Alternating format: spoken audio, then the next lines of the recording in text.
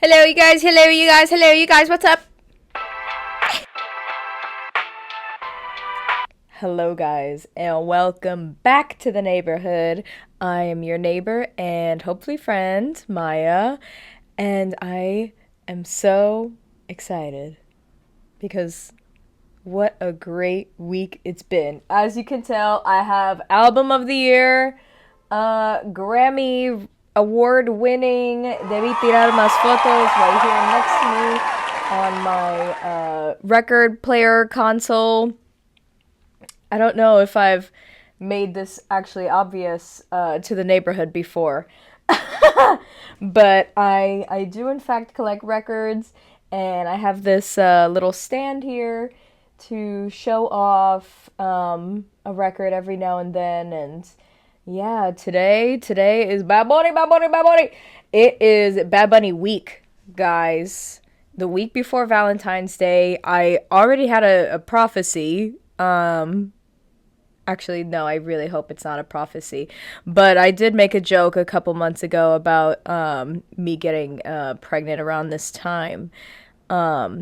I'm hoping that doesn't happen. However, I know there are going to be a lot of Scorpios. It is going to be a Scorpio uptick this year.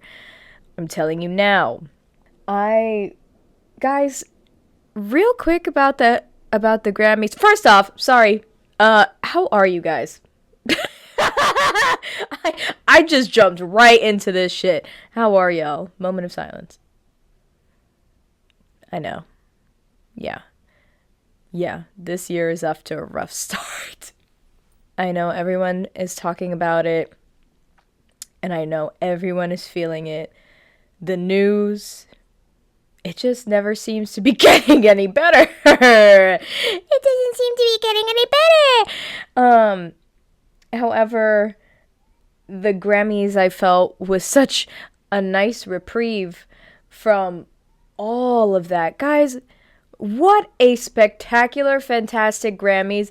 It's not exactly what I want to talk about today, but just real quick, I'm still in a lot of shock over how great that Grammys was. I mean, Trevor Noah is so awesome. Like, he's such a good host. Oh my god, these Grammys going forward are not going to be the same since they're switching networks. But everyone that won deserved it. I feel like this was the most fair Grammys I've ever seen. The performances were amazing. I thought it was so fantastic to have all of the new artists come and sing a song of theirs and show off their performing abilities. Lola Young made Bad Bunny tear up. All right? So I'm so happy that she won best pop song because, and everyone who knows me, and I'm letting the neighborhood know right now, Lady Gaga is the love of my life, queen of my life. She's buried here somewhere. Oh, psych, she's right here. Lady Gaga and Mayhem. Wow. Lady Gaga saved my life with Born This Way many years ago. Guys, I don't even think we're like 5 minutes into this freaking episode and we're getting dark, but I promise you, it'll get better. Yeah, Born This Way was such an incredible album and period of time, and the song itself truly saved my life. And I say that with all seriousness in my heart. Lady Gaga is my favorite ever artist of all time. I loved Mayhem. I thought that it was a breath of fresh... Honestly, I'm not going to say a breath of fresh air because this was it was refreshingly Gaga.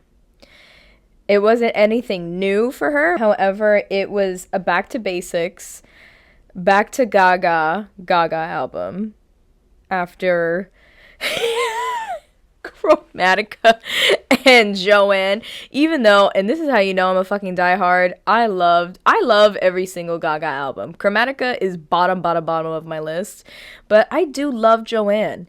I think every artist should have a little country ish moment, or just like a folksy moment. In all honesty, the Debí Tirar Más Fotos is Bad Bunny's, because this album isn't entirely trap or reggaeton. I was telling someone this the other day, and I I remember when the album art first dropped for Debí Tirar Más Fotos, and I had seen the island like forest in the background and the two white chairs and the plátanos in the back, and I was like, this is going to be a Jibaro ass album. This is going to be a country ass album. For the people who don't know, a Jibaro is like country person, and sure enough it was. And this is Bad Bunny's Joanne. I don't think a lot of people want to hear that, but this is like his Cowboy Carter. People don't want to hear that, but it's the truth. And you know what? I had seen a post the other day about how Cowboy Carter and the Debí Tirar Más Fotos, they won the best album Grammys because it was such a return to your culture type of album, both of them. And they're just, it's so special and so deserving. I loved Mayhem so much for Gaga. However, I think it winning Best Pop Album was exactly what it deserved. Bad Bunny's album was Album of the Year. And I realize that I am biased. I am 100% biased. I don't want anyone thinking that this bandana on my head is the state of fucking Texas flag. This is a Puerto Rican flag bandana on my head. And I got my necklace on. I am very proudly Puerto Rican. I talk about it all the time. Flags are everywhere. In my room, on my page. I'm as obnoxious as any other Boricua. However, this album came at such a perfect time, and Bad Bunny is just, he's doing what no one else has done before. And we've obviously had so many famous Puerto Ricans, but no one is taking a stand like him. No one is speaking like him. Like y'all ain't hearing him for real. And Boricuas and Boricua celebrities, they always have been vocal about their culture, their identity, the struggles that Puerto Rico goes through under United States occupation. However, just not to the grand scale of Bad Bunny. Like, there's just something about him and something about his voice. He is just so special. And y'all, you know, I had a feeling that he was going to win the Best Album Grammy, but when it happened, it's just this feeling of like, wow, like, wait, he actually did. He actually did. I never screamed that loud. Truly, I don't really care much about the Grammys, in all honesty. I did watch this year because it was going to be Lady Gaga and Bad Bunny night for me. A lot of really great albums did come out last year. Last year was the year for albums. We were so fed. So that's why I watched this year's Grammys, and I'm so happy that I did. I've never screamed at the TV like I did that night. I've never cried over the Grammys. But I went from it felt like Toni Collette in Hereditary. But like it's a gif where she gets like really cunty. Except it was me screaming and going directly into tears. It was just so special. Everyone was so deserving of all of their awards. Gaga had no competition for Mayhem. Sorry to all your faves. Like, they released cute shit, but Gaga's the pop queen. She's the pop queen. And so, yeah, I have 2 Grammy Award winning albums in my vicinity. This is such an awesome week to be Puerto Rican, guys. This is such a good week because how does he win the best album Grammy? And then the following Sunday he's doing the Super Bowl. What are we talking about right now? I was really happy when they announced that he was doing the Super Bowl, but I'm so scared for him. I'm so scared for like the fans that are gonna be going and congregating and stuff like that with all of the ICE raids and kidnappings happening and deportations. And he's been very vocal about that as well, which he's just such an angel. But I'm glad that he's not letting that fear stop him from not just doing the things that he wants to do, but for spreading the message that he wants to spread. Like, so many people would cower at that. There's so many cowardly people in Hollywood, and he's not one of them. And I think that's why his impact across the country, across Puerto Rico, across the globe is so profound. And so I'm very excited for Sunday. I don't even know what to do. Guys, I don't have plans. Oh my God. This is like the craziest week to be Puerto Rican right now. I'm getting like freaking texts. Like, Bad Bunny party happening in the city. Reggaeton party happening in the city. Guys, who's going with me? No one's going with me. This is making it sound like I don't have friends. I think having a podcast in general makes it sound like I don't have any friends and I just want to talk to my iPad all day, every week, but I digress. Wow. Yes, this is history in the making. It's already history. Like, it's not even in the making anymore. It's happening right now. And it's just so special. It is so special. Everybody wants to be Rican right now. Y'all were making fun of us like 2 years ago for the way that we speak Spanish and, saying that it's ugly. Like, I still hear it now. Oh, Puerto Rican Spanish is so ugly. So then why are you fiending? So then why are all his concerts sold out? And then why are you coming to me asking what he's saying? Fuck you! I had made a TikTok that actually blew up. And I was not expecting that. I'm feeling famous right now, guys. You guys make me feel famous. My neighbors do make me feel famous. And for that, I am very grateful. But I made a TikTok that went viral about how men now are like specifically fiending over Puerto Rican women. And the response to that has been so awesome. Like, awesome, but also like, damn, we be going through it for real. Like, women sharing their experiences of like shit that men have said to them and just like being objectified and stuff like that. Some of the things are really funny, I'm not gonna lie, but then other things, it's like, damn. And a couple of Puerto Rican women from mainland Puerto Rico being like, they say like all this stuff, but they don't understand what it's like to be here. Like, everyone was visiting PR last year for the concert, but are they really gonna come again? They say that Puerto Rico is their favorite country and how it's so beautiful and the people are so beautiful and how it's perfect, and then that's it. They never speak about us again. They never speak about the struggles of the people on the island ever again. There was even a woman that was like, they say all this stuff, but they don't realize like that I had to move to the United States so that I can afford to live. It's a catch-22.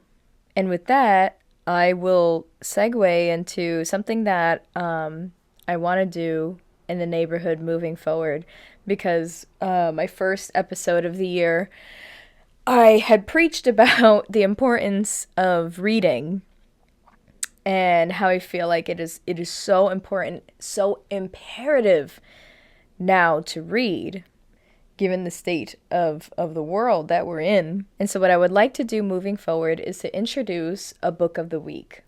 And so this week's book is The War Against All Puerto Ricans by Nelson A. Denis, Revolution and Terror in America's Colony. This is my mom's copy, which I didn't realize it was autographed. Okay, cunty. Wait, let me see the graph. To Lori, heart and joy. Oh, wait, no. It was a gift by Catherine Gomez. Oh my god, wait, that's so cute. Where to graph at? Oh, okay. Oh, what a nice gift. That aside, I'll read the back to you. In 1950, after over 50 years of military occupation and colonial rule, the Nationalist Party of Puerto Rico staged an unsuccessful armed insurrection against the United States. Violence swept through the island. Nationalists were sent to kill President Harry Truman. Gunfights roared in 8 towns. Police stations and post offices were burned down. In order to suppress this uprising, the U.S. Army deployed thousands of troops and bombarded 2 towns, marking the first time in history that the U.S. government bombed its own citizens. We're going to come back to that.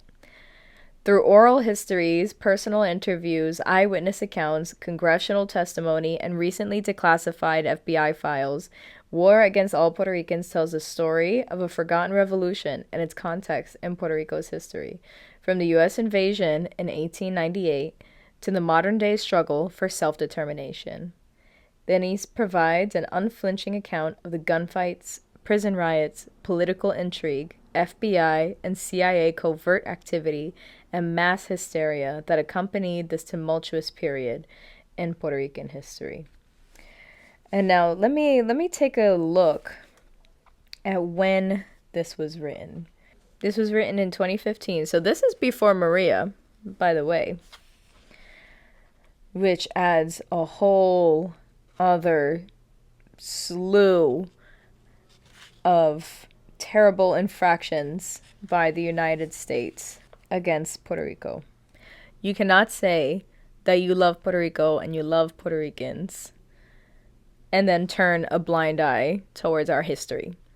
What the United States does to Puerto Ricans, they are doing to U.S. citizens. And I just want you guys to sit with that. I do implore you to read this book and listen to Bad Bunny's album. I am a very proud Boricua, as you can see, and I just want everyone to be as informed as I am. I want to be more informed. I want to know as much about my island as possible. It is a really great week. It is a really great week to be Puerto Rican. And I'm very excited for what's to come. I'm very excited for the Super Bowl. Even though this episode will be coming out post Super Bowl, but whatever. And actually, speaking of episodes, and speaking of my brand new segment, I have decided to make the decision to turn Maya's Neighborhood into a biweekly podcast. I love this podcast. I love doing it. I am having so much fun, and my friends want to be on it. My family wants to be on it. Like, this has been such a great time, and I've received so many compliments and comments and just really great things regarding my podcast so far. Like, I'm just so happy. However, it has become a lot to sustain. I am a one-woman job. I am recording these episodes myself. I'm doing all this shit on an iPad that has 500 something gigs, and editing these freaking episodes takes up so much goddamn storage. It takes up so much storage. It pisses me off every fucking week. And then I'm editing these myself as well, and editing takes such a long time. And I haven't been consistent with posting to Spotify. I haven't posted on Spotify yet this year because, guys, I know the audio is bad. I know the audio is so freaking terrible. And I'm working on it. I'm working with a new system to figure things out and make sure I'm not killing your ears every week. But I can't do that and work a full-time job. As well as, I want to post on social media more. I want to post on TikTok more. TikToks are so much fun. They're so much fun. And I want to boost my Instagram. I just have all of these plans, all of these things that I really, really want to do for this project. But I do, unfortunately, have a full-time job. And I have a personal life. Hard to tell. But there's things that I want to do. And it's hard to juggle a passion project, a full-time job that I travel for, and the things that I really want to do. So we will be releasing new episodes of Maya's Neighborhood every other Tuesday, and I hope you understand. I'm so, so grateful for you, and I just want to be able to produce the best content that I can, the best episodes that I can without feeling rushed, dealing with storage capacities on my iPad. I just bought a computer. I'm not sure if I've talked about Back Market before, but not sponsored, by the way. Back Market is a really awesome website. That is where I got my iPad and my stylus, and basically it is refurbished computers, tech, whatever, that you get at a really great price. Everything is verified, and you're not buying directly from evil Apple or evil whatever fucking company, because they are all evil. There's so many iPads, computers, phones circulating in the world. You don't need to buy it straight from the freaking source. You could just get a refurbished item. And I love my little rescues. That's what they feel like to me. They feel like little rescue pets. I got my iPad, my stylus, and I just got a computer, which I am very, very happy about, and hope to use it to edit in the future. I will be using it to edit my audios. And basically, let's just give the neighborhood a facelift. Let's just give it a... But I love the neighborhood, and I just want to show up for you guys and be consistent in a way that is conducive to myself. Earlier today, I was watching a video that someone had posted to TikTok of Doechii pre-fame, in which I love Doechii so, besides being extraordinarily talented and gorgeous, she is so down to earth. And the fact that we have a celebrity, and Connor's story is a little similar to this now, I'm starting to see. The fact that we have a celebrity that was so open about documenting her process, and she was just so raw and open about everything that she was going through pre-fame, and just her ascent to fame, from reading The Artist's Way, which is a book that basically talks about creativity and ways to utilize your creativity to your benefit. And I'm not really doing a great job of explaining it, but Doechii had found this book. It fell in front of her. It was some crazy story like that, and she read it, and she put together all the techniques and stuff that she applied the techniques and stuff that they talk about in that book, and look at where she's at today. So she documented this whole process, and she was documenting her feelings and the things that she was going through during that process. And it's just so special. So I was watching a video of one of her like pre-fame videos that someone had posted on TikTok, and she was talking about the struggle of, you know, wanting to be creative, wanting to pursue music and everything while struggling to fucking live. Like, she had jobs that she was working, rent that had to be paid. It's a lot. It's a lot to juggle both. And I get it. I get so many videos on my TikTok. I guess I'm on motivation freaking TikTok or whatever. I think my algorithm thinks that I want to be an influencer. I don't. But that's the type of shit that I'm getting where it's just like, be consistent, stay on the grind, man. Fuck you. I just want to do what I want. And yo, back to Bad Bunny. Something that I go by, and I feel like this is honestly just very Rican because we are just such chill island people. He was on SNL and he was doing his opening monologue, and I forgot what he was even talking about. I think he was talking about like speaking Spanish or whatever, and he was just like, I do what I want. Yeah. Yeah. I do what I want. And so that's my approach to fucking everything. I do what I want. I understand that I have to be consistent and I have to grind at it. But also, like, fuck you, don't tell me what to do. I do what I want. Also, Merry Christmas.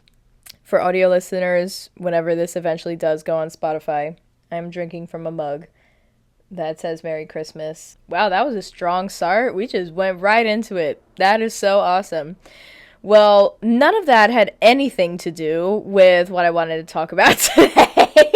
What I wanted to talk about today, and I do feel like this topic will probably come up in future episodes just because I feel so strongly about it, is animation. I love animated movies so much. They are so special to me. When I was a teenager, I wanted to be an animator. And then I was like, fuck that. But I do still have such a deep love and respect for animation. It is one of my favorite categories in anything, in TV shows and movies. It is one of my many special interests. And over the past 3 months, I've watched an animated movie that I felt was really special, and I want to talk about it. This has become a movie podcast. I really do realize that. But hey, I do what I want. So working backwards, I guess, I finally got around to watching K-pop Demon Hunters. And I really enjoyed it. When that movie first was like percolating in the online space and I was hearing a lot about it, I was so interested. I was like, this is going to be absolutely amazing. I thought it was going to be a TV show. And honestly, it really should have. The movie, it was so beautiful, and I love the concept. I love that concept so much, and I love it even more that it was a K-pop girl band and the freaking demons were boys. Yeah, that's actually what I talk about all the fucking time. Right, yes, they are demons, not K-pop men. Just men in general. The music was so good. Honestly, I wish it was more Korean. I wish the entire thing was in Korean and then translated into English or like dubbed in English or whatever, because I love K-pop. I had a huge K-pop phase in middle school and high school. It was not as big as my anime phase. That is a topic for another day. But I do love K-pop. I remember, and I actually didn't like BTS when they first came out. because they released this ghetto ass little music video where they were these like hood little boy. I was like, what the fuck are you doing? I remember because I had a friend at the time who she was really into K-pop. Like that was her thing. And she was like, oh yeah, this new group came out. They're called the Bangtan Boys. And what? It was like Boys Forever. It was something that they released that had this ghetto ass little music video. I was like, hell nah. And then they released their first album. And I've loved BTS ever since. And I'm so, so proud of them. Without them, we wouldn't have K-pop Demon Hunters, actually. Because they're the ones that really put K-pop on the map globally. And there were so many K-pop bands before them. There was SHINee and Girls' Generation. Yup, I remember them. But BTS is like Bad Bunny. Everything goes back to Bad Bunny, bro. BTS is like Bad Bunny for South Korea. Like they're so special. And so many people that had never heard Korean music before, now they're super into it. K-pop is huge, and that is so awesome for South Korea. All of those bands, they work their asses off. They work their asses off. The most like terrible conditions. They go through so much over there. And so for them to finally like get their flowers on a global stage is so awesome, and I cannot wait for BTS to come back. K-pop Hunters is such a testament to them. The animation, absolutely gorgeous. And I'm kind of against the whole very bright and colorful animation that we have right now, especially when it's 3D. Even though this was like a mix, which I love that mix. I love, we could thank Into the Spider-Verse for that.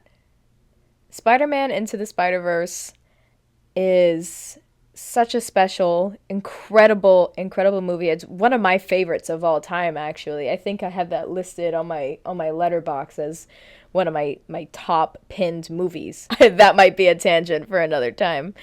But we can thank them for bringing to light a different animation style than what Disney had been feeding us, what Pixar and DreamWorks had been feeding us. It was so different, and they used multiple different animation styles in that movie.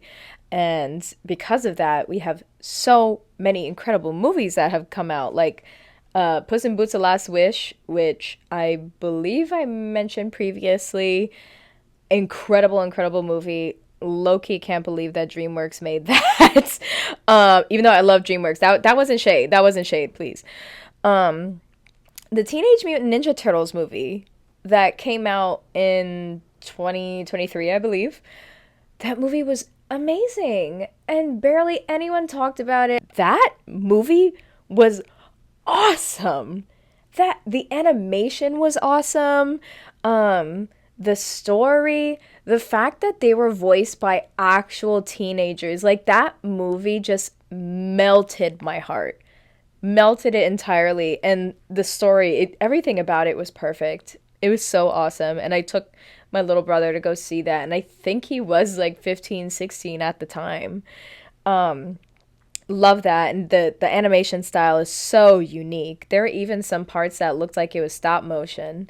And so many others. I'm so thankful for Into the Spider-Verse. And I think without Into the Spider-Verse and without BTS, we would not have K-pop Demon Hunters. And that's not to say that this wouldn't have happened without either of those two. However, it's the popularity of it.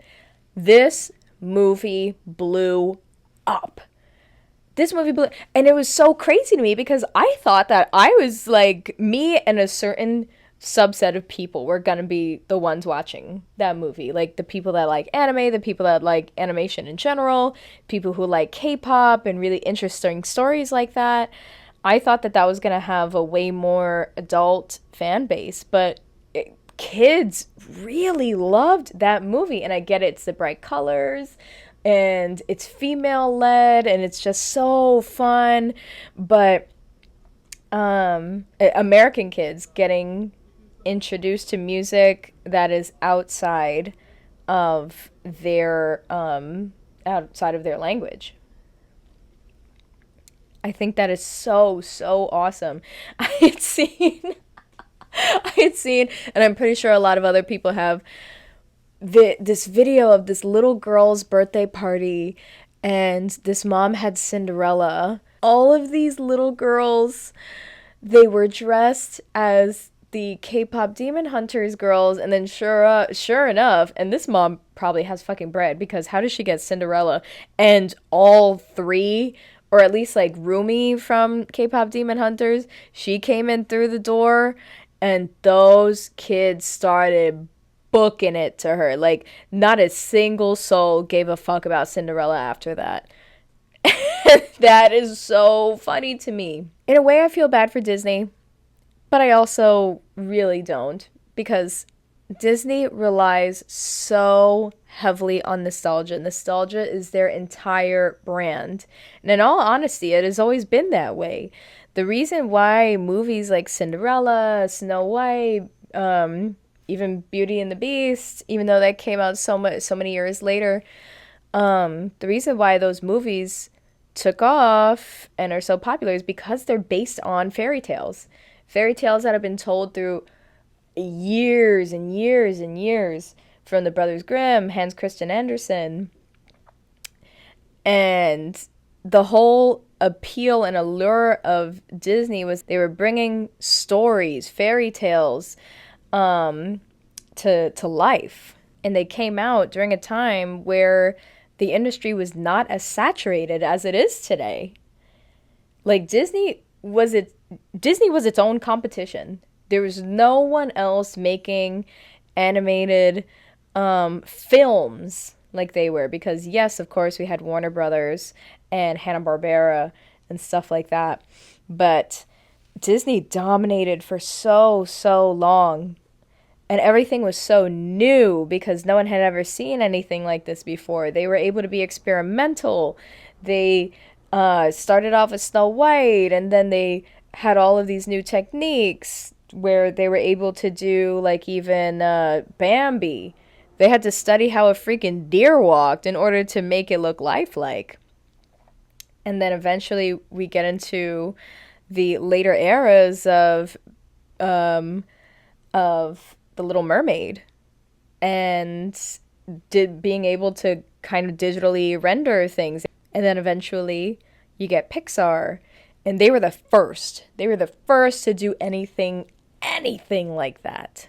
And Toy Story isn't even based on anything before that. Like, Disney was a completely, totally original idea, and it completely took off because that animation style was so new. Disney was on top of the world until they fucked with the wrong employees, and that's how DreamWorks was born.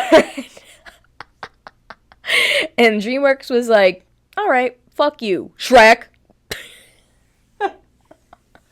And, you know, we have so many memes about Shrek, but Shrek was so revolutionary as well. Shrek proved that not everything has to be so, like, watered down and mushy, and, like, I don't want to say not everything has to be kid friendly, because it is a children's movie and it is child friendly, but, like, you can make something that is enjoyable also for adults to watch. Not that the other Disney movies were not enjoyable for adults. However, obviously the main appeal was children. But Disney now has so much competition. There are so many different, I almost said animation houses as if it was fashion. As if this was ballroom. The House of Illumination. I bring you Minion! And House of DreamWorks, House of Sony Animations. And these companies have been making movies for a very long time, but so many of them have stepped the fuck up. Ciao. And you have Netflix. And Netflix has been killing it in the animation department. Disney is not growing with its audience. Like, they just want to sink their talons in and rely on nostalgia, the thing that has been working for them for so long. Because in the 90s and 2000s, when they realized, wait a minute, these princesses are actually getting us a lot of money. And then they started capitalizing on the princesses, and everything was about them. And it was this whole big thing for little girls. Like, you had to have the Disney princess dolls and the notebooks and the backpacks. I had all of it, bitch. I had all of it. Even if it was 99-cent store bootleg ass shit. Fuck you, I had it. And that's the only thing that was keeping princesses like Cinderella and Sleeping Beauty and Snow White relevant. But it's not like that anymore. Wish was a complete and total failure. I had no desire to watch it. Not a single soul wanted to watch it. Nothing about it was compelling or original. And that was supposed to be a nostalgia bomb movie because that was Disney's 100th year, and it apparently had like hidden callbacks to previous movies, stuff like that. It just wasn't anything new. It wasn't anything exciting. It wasn't even anything good. And so Disney just keeps shooting itself in the foot. They're not making original content. They're not growing with their audience. They're not being risky enough. Honestly, that's what it dumbs down to. They're not being risky enough. The reason why Disney movies were so popular and so big was because it was new. I said this. They were new and they were risky.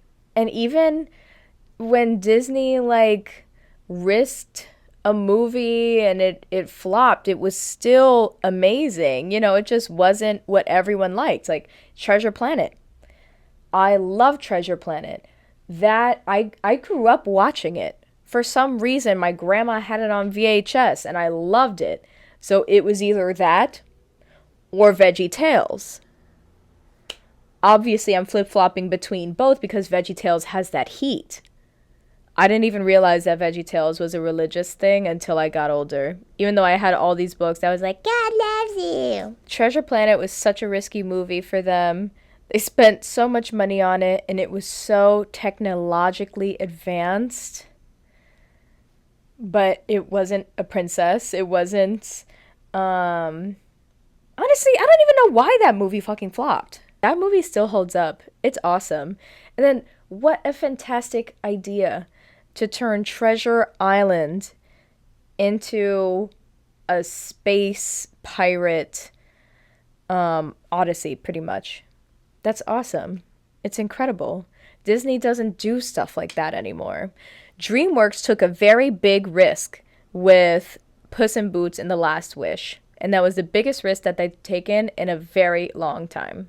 By taking an existing IP that came from an existing IP, doing a completely different animation style from the other movies and from the TV show that they did for, I think, Netflix, and had a very dark villain. The villain itself was Death, disguised as a wolf.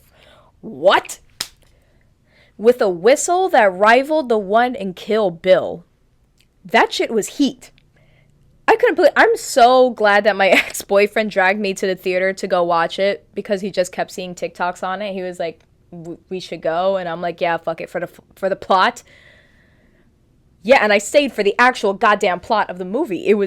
It's amazing, and that was such a big risk for DreamWorks, but they reaped the reward. K-pop Demon Hunters was risky because, I mean, look at the 3 words in that title. K-pop Demon Hunters. What good Christian American mama is going to have her child watching that? Sure enough, all these kids caught on. And the music, that's not Alan Menken. Child, that's twice. Like, Disney would never do something like that now. They might have done perhaps a demon hunting thing back in the 90s, back in the 80s when they were broke as fuck trying to figure shit out, like, oh my god, we need to do something now because we're going bankrupt. They're not going bankrupt anymore. That's why they are producing bullshit. And that's why none of the movies that I watched over the past couple months, like what I was mentioning, were Disney movies. The one critique that I have for K-pop Demon Hunters is the story pacing itself. And I had heard this from people before that it feels rushed, and I agree. I thought that it was going to be a TV show, and I think it really should have been. The story is so rich in that movie, and there's so much lore to tap into. I loved how they opened the movie with like female bands and singers in Korea throughout the years. Like, they paid homage to the female K-pop artists of like the 50s, 60s, even the 90s and early 2000s. I thought that was so fun. Um and how they were all demon hunters like throughout history. Like, I want to tap into that. Like, I don't even think they said why. Oh wait, no. I don't want to provide any spoilers, but there were just so many loose threads, and like I left with more questions than I had answers. I thought that the ending was awesome. I liked the romance. I knew it was very predictable. The movie was a bit predictable.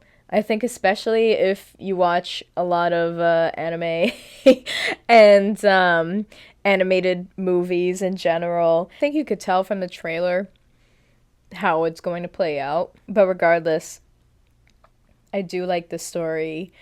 I thought it was really great. It's just, I feel like the pacing would have been a lot better as a TV show, because then they would have had more time to flesh out that story and build up the conflict. And then just going more into the lore. Yeah, this movie was so rich with lore, and it wasn't really tapped into.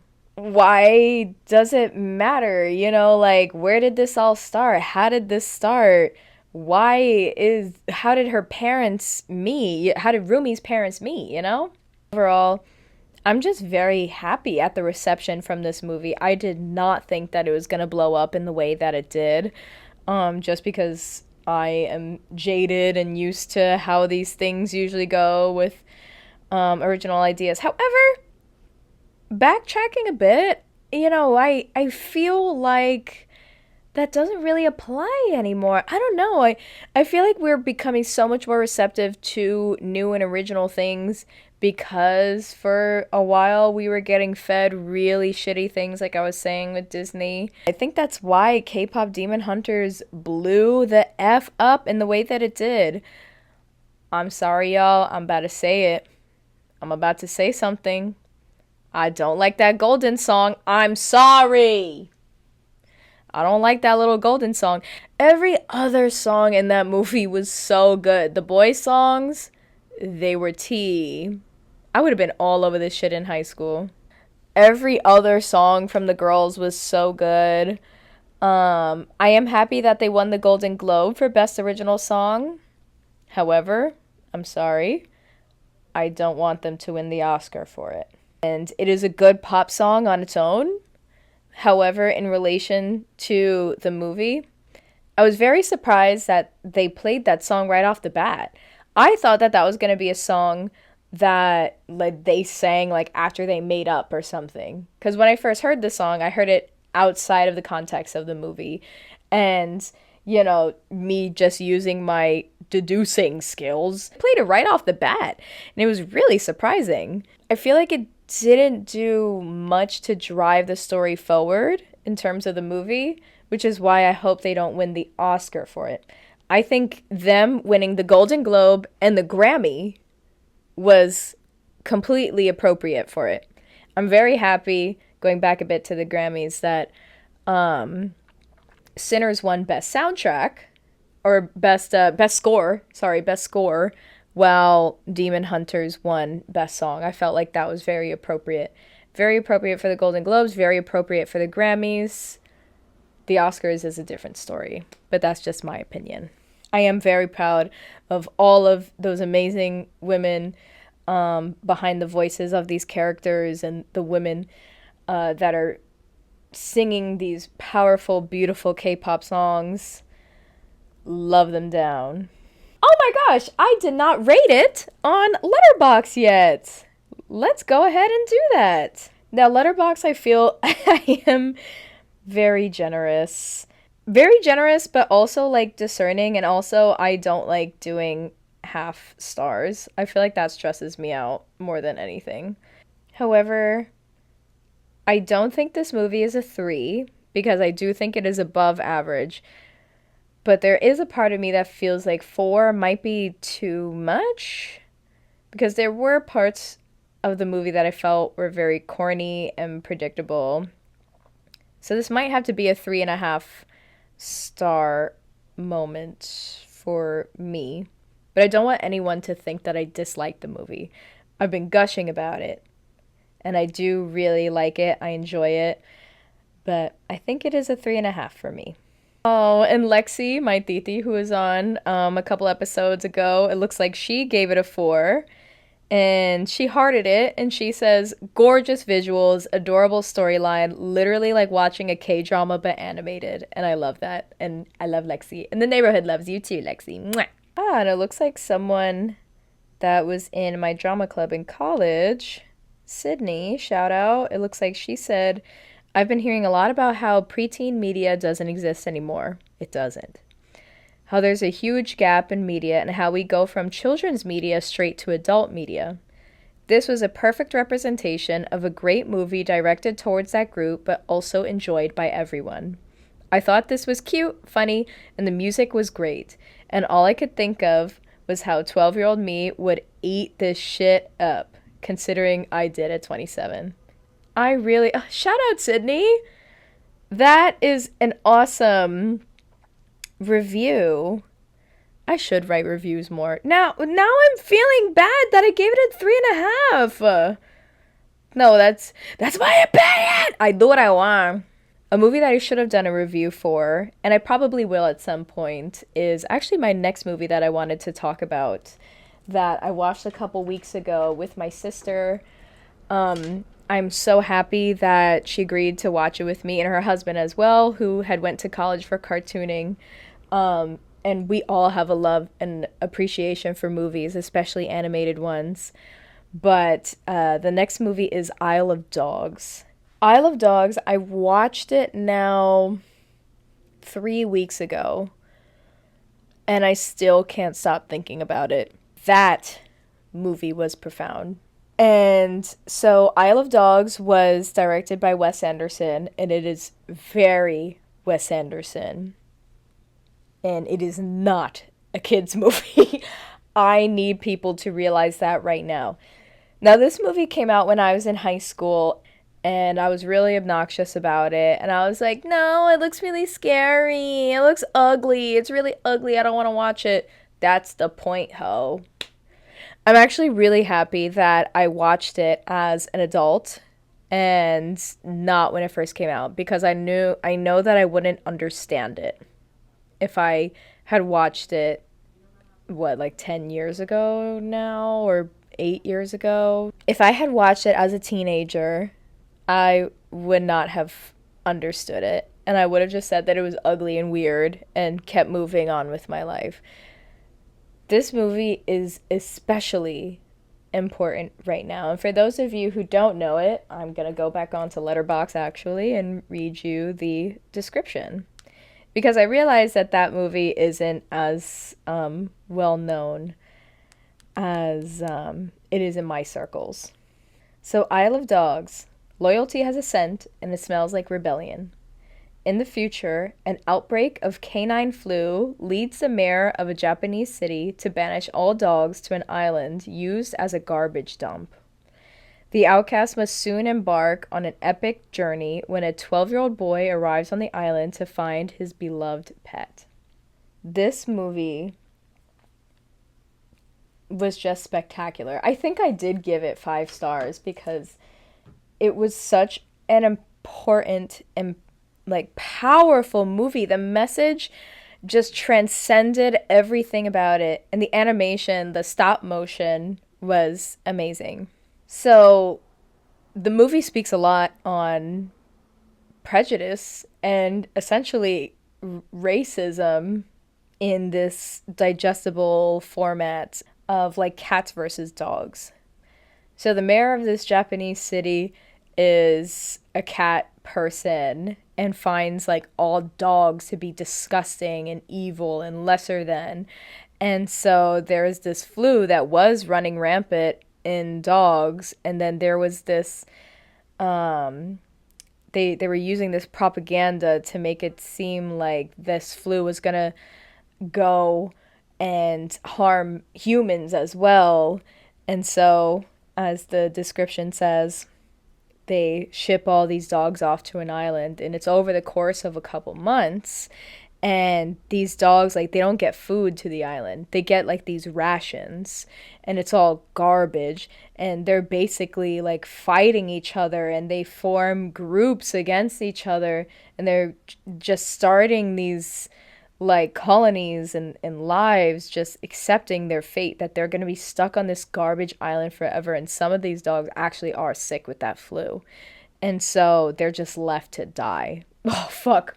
Oh, oh, I'm got neighbors, I'm choking up.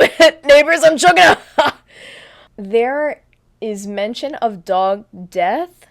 However, I will say, and yes, this can come off as a bit of a spoiler, but it does need to be said because I know that many people are sensitive to this topic.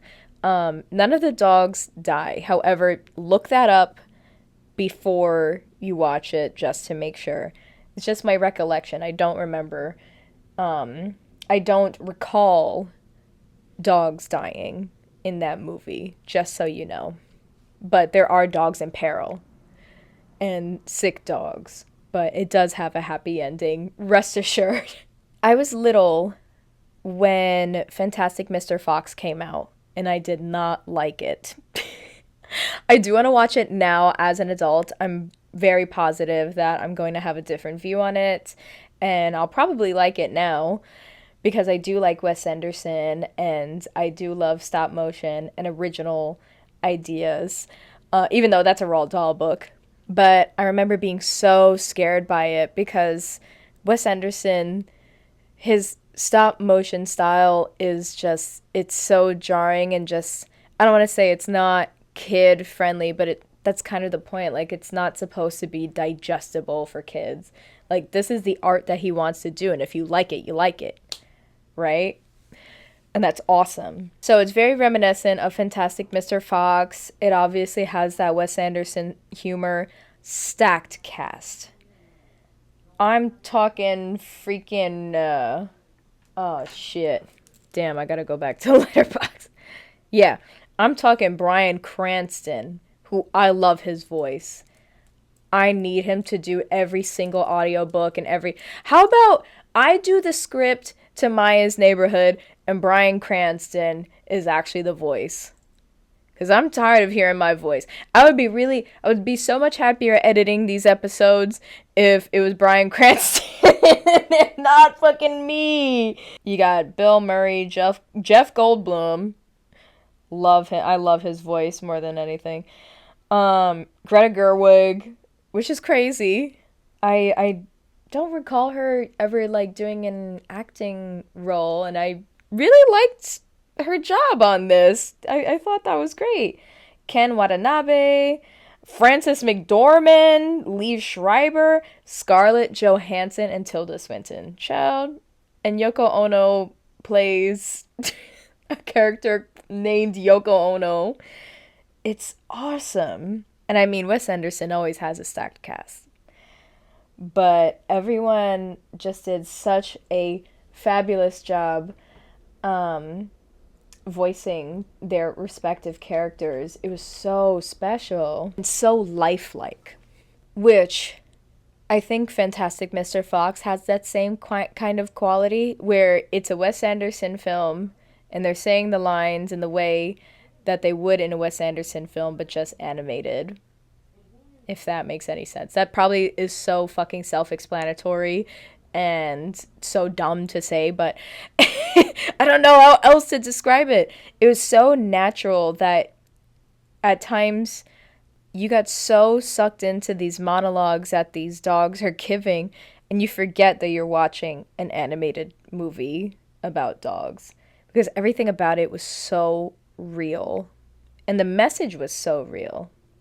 Of all the movies that I'm going to talk about today, I think Isle of Dogs is the most important. Watch Isle of Dogs and read War Against All Puerto Ricans and listen to Debí tirar más fotos. That's your homework for the next 2 weeks. Yeah, story, animation, voice acting, and even the soundtrack. The soundtrack was really awesome. I can't remember anything in particular that stands out, I will say, but I would like it on vinyl. I was thinking that while I was watching the movie. And Wes Anderson usually, I feel like, has really great soundtracks. So, all in all, like that movie had my jaw to the floor. Like I was almost immobile after watching it. It is so, so powerful. So I watched that back in January, K-pop Demon Hunters in February, and then going into December, and I realized we are 2 months past Christmas. Okay, I understand. But December, I do the same thing that I do with October, where in October, I only watch horror movies for the entirety of the month, and then December, I only watch Christmas and holiday movies, because there are so many. There are so many. You know, with October, it's not that we have many Halloween specific movies, it's just Halloween is all about horror, and horror is an entire freaking genre. But Christmas movies are so interesting because they just center on one day, one important day of the year. And there are so many Christmas movies. But I do like to challenge myself. I feel like I've seen a lot of Christmas movies, and I feel like I watch new ones every year. But this was a movie that had come out in 2019, which I didn't realize. I thought it came out only like a couple years ago. 2019 is now 7 years ago. Damn it! This movie came out in 2019, and I had heard really great things about it, but it didn't necessarily catch my eye, and that's when Netflix was kind of starting with animation and everything, so I was just like, whatever. It's called Klaus. And y'all, that movie had me in tears.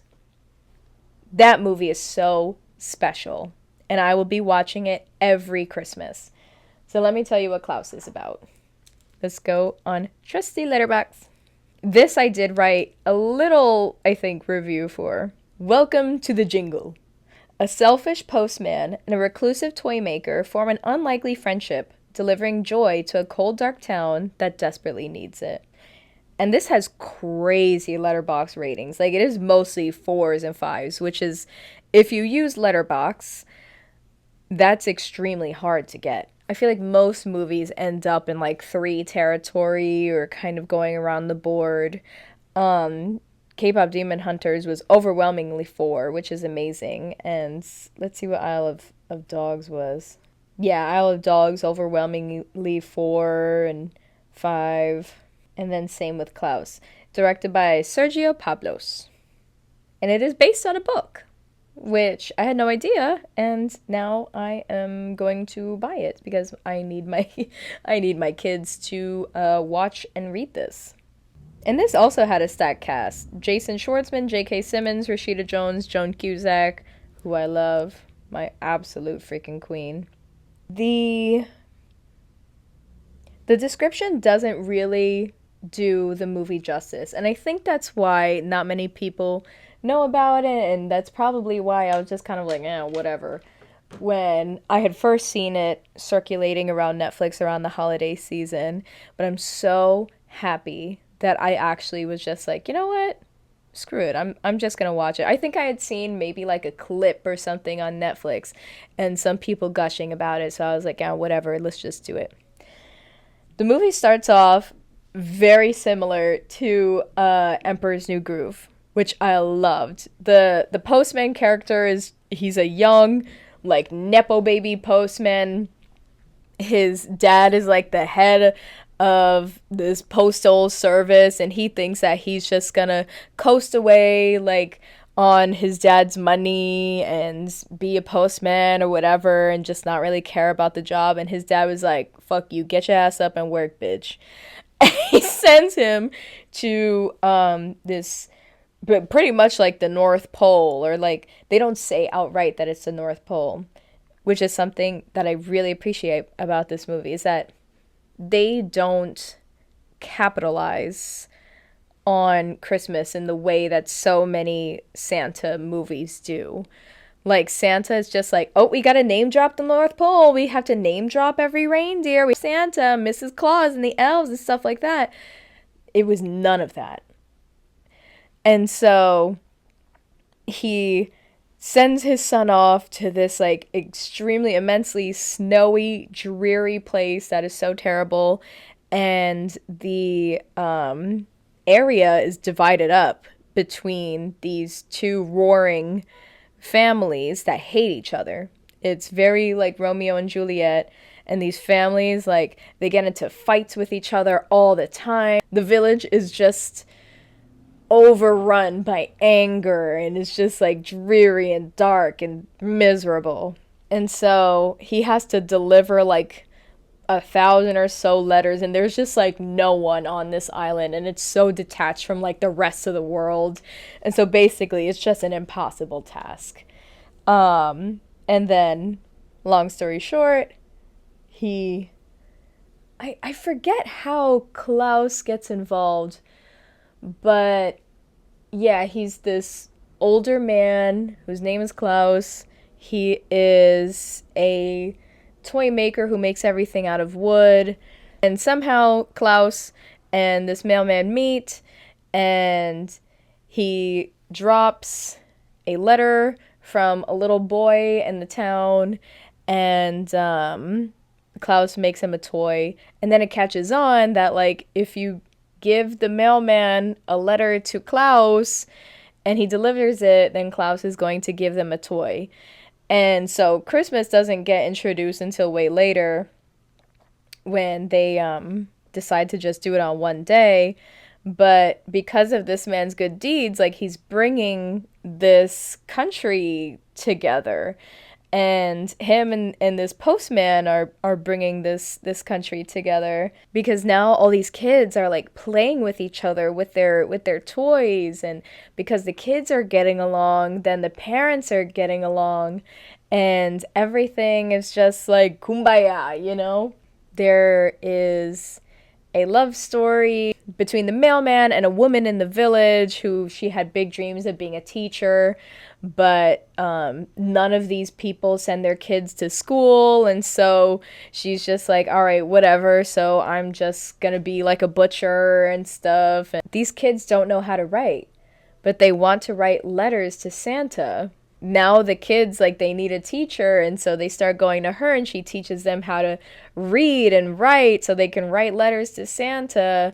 Not Santa, to Klaus. It's one of those movies that you can describe it, you can pour your heart out into selling this movie to someone, but you just have to watch it. I feel like words really do not do this movie justice. And this is a 2D, kind of like 3D animated movie. It's like one of those hybrids, but it's mostly 2D, I feel. The animation was beautiful. It was so soft, and the color palette was so soft and just warm and inviting. Like, everything about it screamed Christmas. Everything about it was so Christmas, but in the way that you knew it as a kid. very nostalgic. It was literally like a storybook come to life. And it talked about kind of adult themes like loss and like miseducation, and how hatred is a learned thing that gets stoked by adults, and how, you know, it can go on for years and years. It's a very special movie with a lot of messages for children in a way that is digestible to them, and in a way that doesn't treat them like they're stupid, which is so important because at some point, like in the 2010s, so many of these animated movies, so many kids' movies just started to treat kids like they're stupid. Like even SpongeBob now.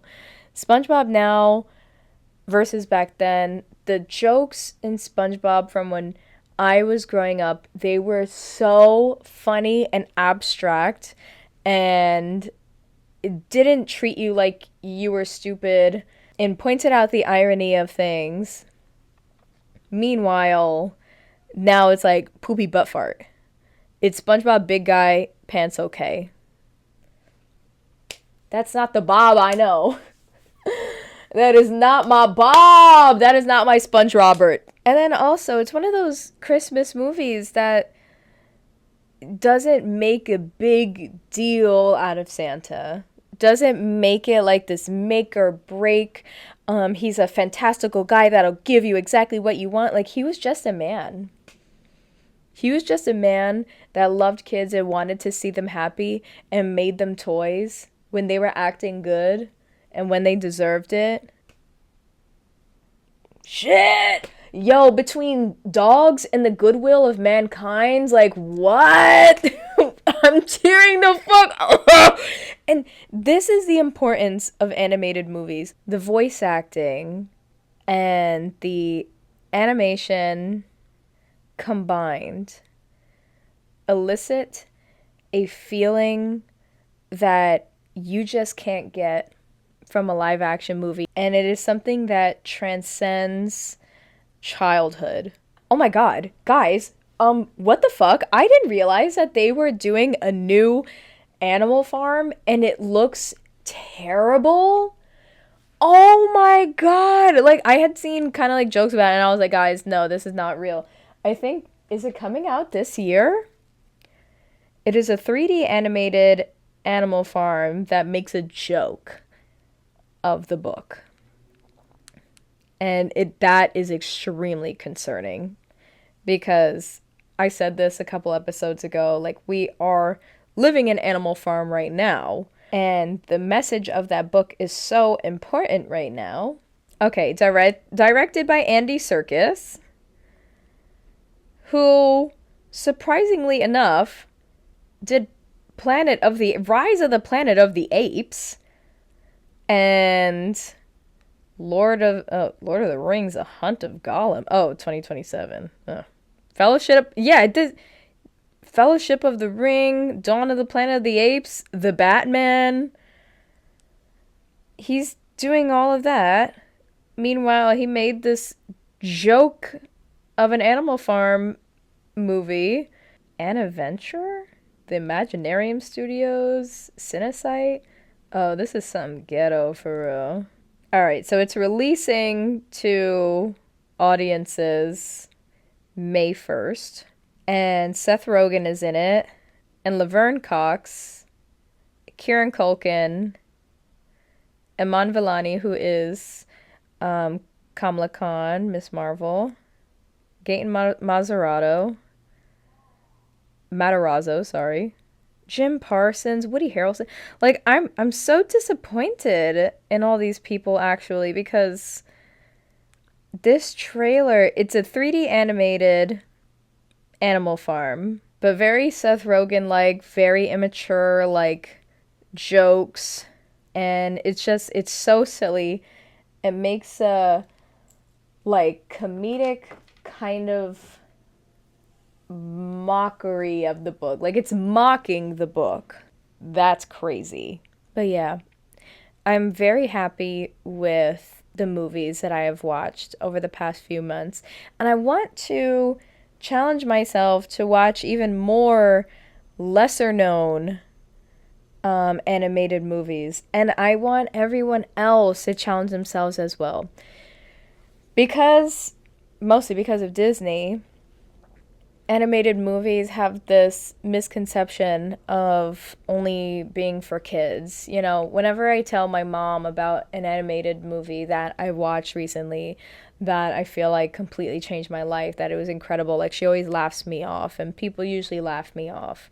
Older people, you know, don't really understand because they're used to animated shows and movie being marketed toward kids. Like I was saying, those stories and those concepts, this is why I talk about media literacy and my sister talks about it so much, is because, you know, you need to watch movies and read books and listen to music that expands your capacity for empathy. And it has to be in formats that you're not used to. So I would suggest, if you're not an animation person, watch an animated movie like Isle of Dogs and Klaus, even K-pop Demon Hunters. Or if you are a solely animation person, watch something like historical films. All of those concepts that you're absorbing in your animated movies and TV shows, that is real. These stories would not exist without real life experience and real life stories. Listening to real stories, learning history is so incredibly important. And it's not just for you to know, it's for you to feel. And that is literally how we will overcome everything. And with that, I pretty much got everything I wanted to say off my chest. Once again, I say this all the time, but if no one has told you this today, I love you, and I am so grateful for you, and every single neighbor, every single person is so special. I love, love, love you. Thank you so much for being so patient with me and for watching all of my episodes. I love having you here in the neighborhood, and I will see you next time. Love you, bye! Thank you for watching yet another episode of Amaya's Neighborhood. If you liked what you saw today, please like and subscribe, please. I love you, and I will see you next time. Bye. Life, it is one of my special interests. Ho. I don't even know what that was. By the VeggieTales. Do it. They are not listening to no Alan Menken. And that is a shame. First off, that is a goddamn shame because I love Alan Menken. He is a national treasure, and we need to put him in a cryogenic freezer or a bubble or something. Nothing can happen to him. And every time I record this goddamn podcast, and I realize how that comes out. I can't say dogs. I am a born and raised dog person. I love dogs so much. They are so much better and so much more special than any fucking human. Whatever. That's my tiny rant. The Westminster Dog Show was a couple days ago, and I think a Doberman Pinscher one. Yes, Penny the Doberman Pinscher, and she was gorgeous. Oh my god, wait. Fuck! Oh my god, there's tears in my eyes. Fuck this movie. Penny the Pinscher. She's gorgeous. Congratulations, beautiful. It was such a big week, guys. Bad Bunny. And the Westminster Dog Show. God damn it, watching K-pop Demon Hunters.